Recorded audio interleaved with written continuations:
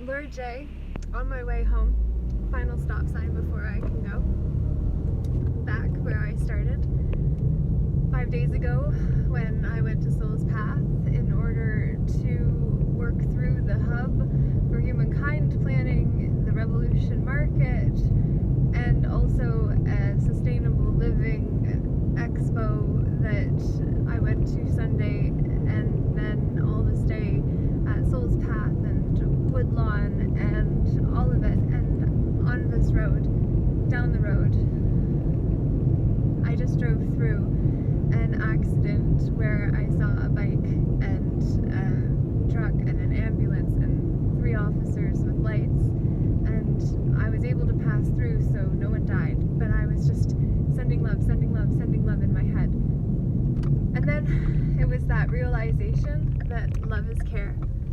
And so I care, I care, I care, and the Care Bear stare, and the heart's beaming open, and I share this because whoever I know, maybe, or who I don't, that was impacted in this, I'm going to wash my car this afternoon, because all of what I mentioned is about transformation and change and doing things different, and that Care Bear stare component, that piece is huge. And I just, when I passed through it, was very emotional for me, because I recognize when I change, I impact the environment that we live in. And I'm not taking responsibility for that by any means, but I am saying that I genuinely care about whoever that was. So I share this because love is care. And when we do the Care Bear stare, it's not the Google heads or whatever people say about why accidents slow down traffic. It's to say, I just wanted to know that I was able to pass without getting in trouble from officers of the law, and also that whoever it was had my full support, because Caroline Myss talks about a woman who got in a car accident and was nearly fatally injured.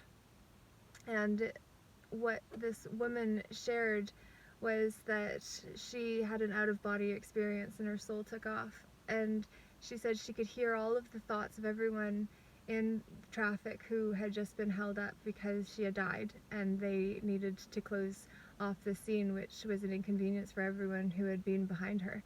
She heard all of the venom and the negativity and the toxicity and all of that that was being directed at the fact they were inconvenienced by her demise. And then there was one woman that she could hear, which was this giant light, this beacon in all of that, who was praying for her. And she said she actually tracked the woman's license plate. She remembered it.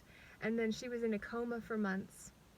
And when she came to, she ended up tracking that license plate down and delivering flowers to the woman's house.